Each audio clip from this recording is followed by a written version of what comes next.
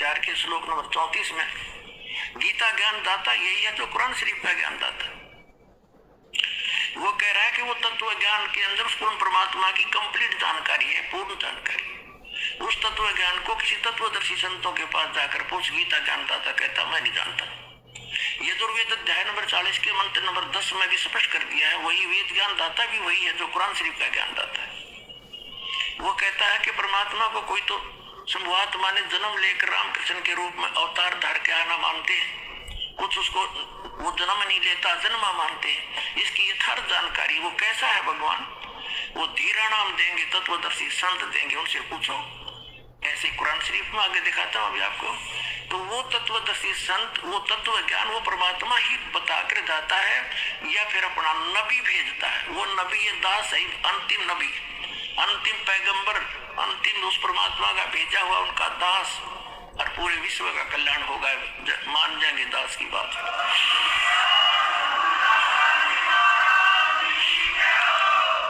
कुरान शरीफ का ज्ञान दाता अपने पैगंबर हजरत मोहम्मद को कह रहा है और किसी अन्य अल्लाह अकबर अपने से अन्य खुदा की, अन्य अल्लाह की जानकारी दे रहा है। देखिए अब हम यहाँ तक पढ़ चुके हैं कुरान शरीफ सूरत फुरकानी 25 और हम आयत नंबर यहाँ पर आगे हैं।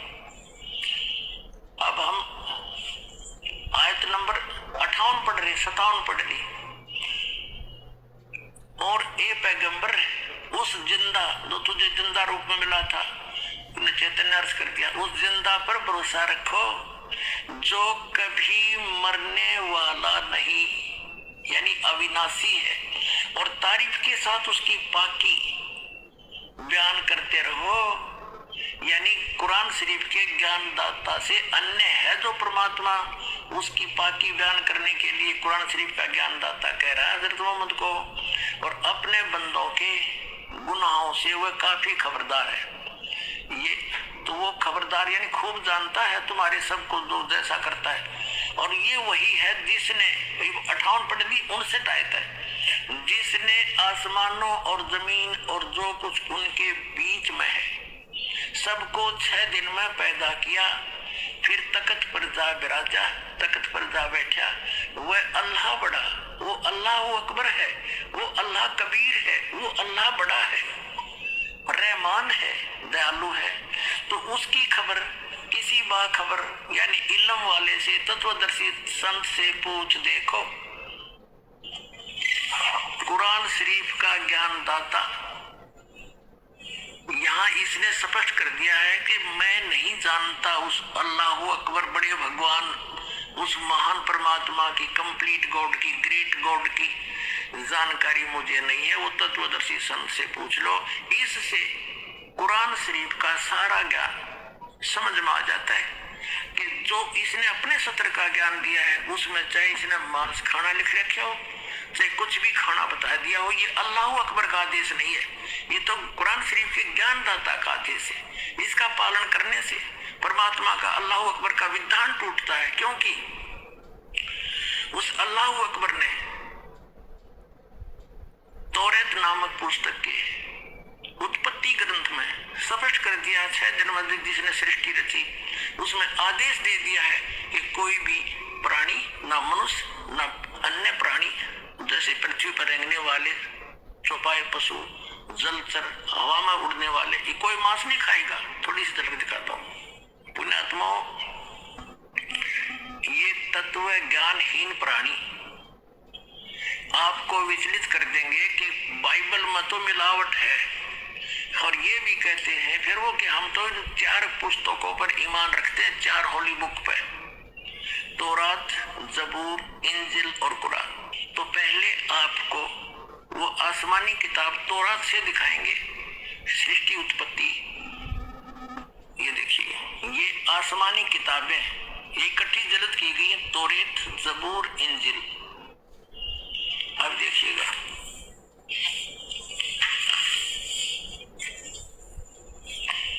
और ये यहां से छपी है बेंगलोर से।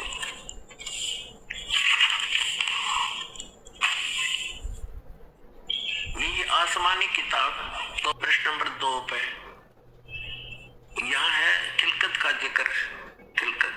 खुदा ने इत्विदा और जमीन और आसमान को पैदा किया।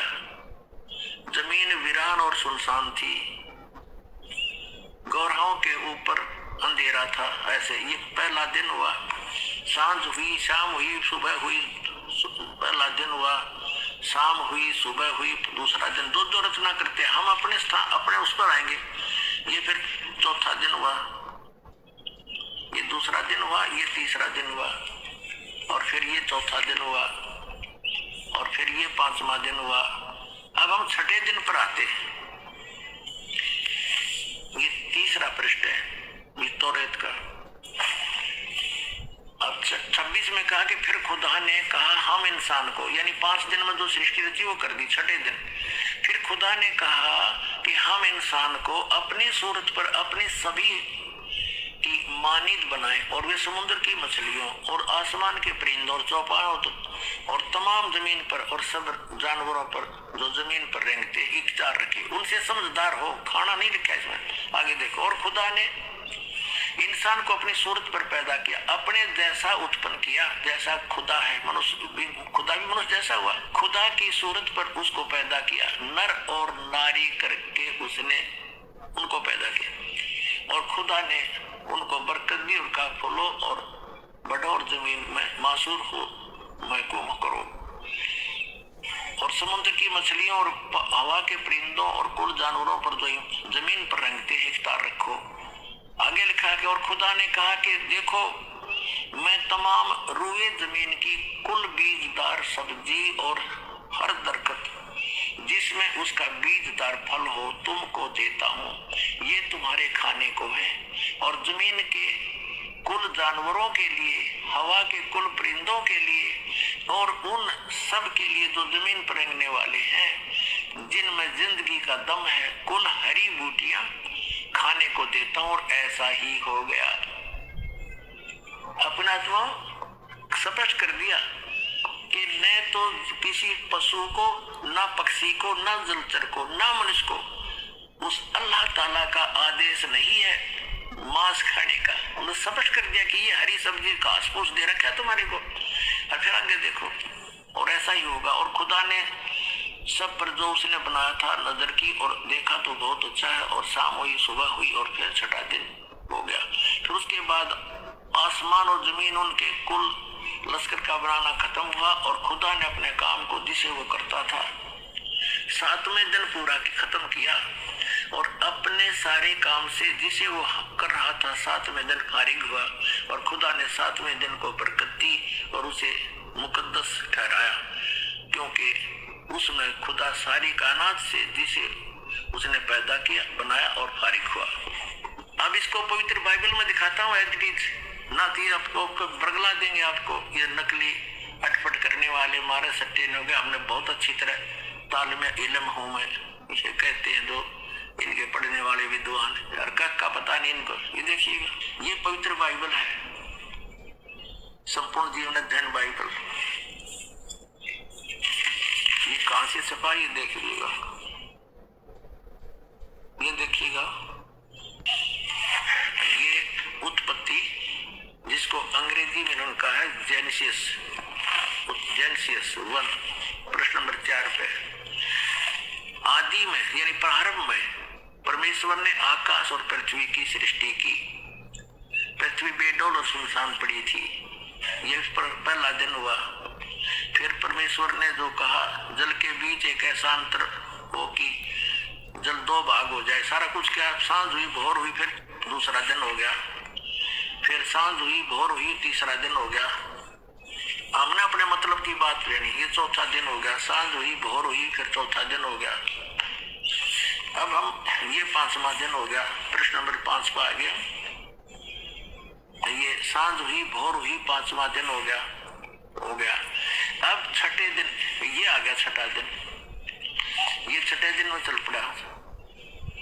इस प्रकार परमेश्वर ने पृथ्वी की जाति जाति के वन पशुओं को और जाति जाति घरेलू पशुओं और जाति जाति की भूमि पर सब रेंगने वाले जंतुओं को बना, और परमेश्वर ने देखा अच्छा है। फिर परमेश्वर ने कहा कि हम मनुष्य को, उन सब पशु पक्षियों को बनाकर, फिर हम मनुष्य को अपने स्वरूप के अनुसार बनाए, अपनी समानता में बनाए, और वे समुद्र की मछलियों और आकाश के पक्षियों और घरेलू पशुओं और सारी पृथ्वी पर सब रेंगने वालों जंतुओं पर जो पृथ्वी पर रेंगते अधिकार रखे। इनसे समझदार हो, जैसे भैंस, गाय, बैल, इनको हमने अपने काम के लिए प्रयोग कर लिया, इनको खाना नहीं, सताना नहीं, इनको जैसे गाय भैंस आपने रखी, उसको पहले आप पेट भरते हो, चराते हो, उसको नहवाते हो, धुआते हो, प्यार से रखते हो, तब वो दूध देती है। तो ऐसे कहा, खाने के लिए नहीं कहा उस मालिक ने। देखो तो परमेश्वर ने कहा मनुष्य को अपने स्वरूप के अनुसार बनाए, अपनी समानता बनाए।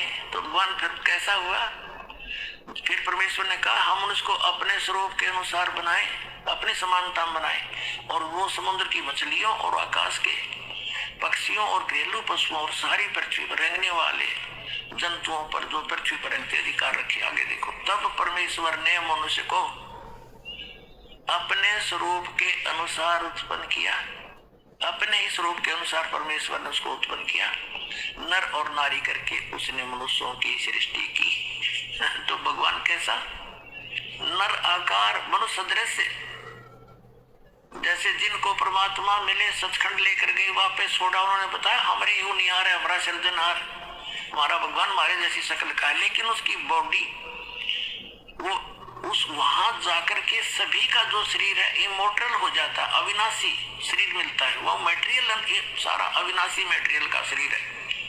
और यहाँ पर ये नाशवान है ये शरीर। यहाँ जब आता है परमात्मा अपनी ओरिजिनल बॉडी से ही आता, वो अविनाशी, वो ऐसे ही किसी माँ से जन्म नहीं लेता, सह शरीर आता है, सह शरीर चला जाता है। आपको प्रमाण दिखाएंगे, अल्लाह अकबर सह शरीर आया था, बालक रूप धारण किया, लीला करते बड़े हुए, फिर सह शरीर चले गए लाखों लोगों के सामने। अब ये स्पष्ट हो गया कि परमात्मा ने मनुष्य को अपने जैसा, अपनी सूरत में, अपने शकल के अनुसार अपने जैसा रचा। तो भगवान भी, अल्लाह भी मनुष्य जैसा है। और आगे फिर वो क्या कहता है देखो, और परमेश्वर ने कहा नर और नारी करके उनकी सृष्टि की, और परमेश्वर ने उनको आशीष दी, उनसे कहा फूलो फलो और पृथ्वी पर भर जाओ और उसको अपने वश में कर लो, और समुद्र की मछलियों तथा आकाश के पक्षियों और पृथ्वी पर रेंगने वाले जंतुओं पर अधिकार रखो। यानी उनसे जैसे इंसान ने शेर तक को भी काबू कर लिया, हाथियों को भी बांध लिया, तो ऐसे कंट्रोल करने के लिए कहा उन्होंने। आगे देखो, फिर परमेश्वर ने उनसे कहा, यानी मनुष्यों को भी, फिर परमेश्वर ने उनसे कहा कि सुनो, जितने बीज वाले छोटे छोटे पेड़, ये मनुष्यों के लिए आदेश है, सारी पृथ्वी के ऊपर हैं, और जितने वृक्षों में बीज वाले फल हैं, वे सब मैंने तुमको दिए तुम्हारे भोजन के लिए। मनुष्य के लिए उस अल्लाह ताला का आदेश, अल्लाहु अकबर, जिसने 6 दिन में सृष्टि रची, 7वें दिन तख्त पर जा बैठा, वो है अल्लाहु अकबर है, वो अल्लाह कबीर है, वो कंप्लीट गॉड है, वो सर्जनहार है, वो क्रिएटर है। उस क्रिएटर का आदेश नहीं है मांस खाने का मनुष्य को, पशु पक्षियों को भी नहीं है। आगे देखो, तुम्हारे भोजन के लिए, ये तो मनुष्यों के लिए। आगे देखो, यहाँ आ गया, और जितने पृथ्वी के पशु और आकाश के पक्षी और पृथ्वी पर रेंगने वाले जंतु हैं, जिनमें जीवन का प्राण है, उन सब के खाने के लिए मैंने सब हरे हरे छोटे पेड़ दिए, और वैसा ही हो गया, यानी घास फूस से। और तब परमेश्वर ने जो कुछ बनाया था वो देखा, तो क्या देखा? वह बहुत अच्छा है। तथा सांझ हुई, फिर भोर हुआ, इस प्रकार ये 6वां दिन हो गया। अब 7वां दिन यूं आकाश और पृथ्वी और उनकी सारी सेना का बनाना समाप्त हो गया, और परमेश्वर ने अपना काम जिसे वह करता था 7वें दिन समाप्त किया, और उसने अपने किए हुए सारे काम से 7वें दिन विश्राम किया। और परमेश्वर ने 7वें दिन को आशीष दी और पवित्र ठहराया, क्योंकि उसमें उसने सृष्टि की रचना के अपने सारे काम से विश्राम लिया। ठीक।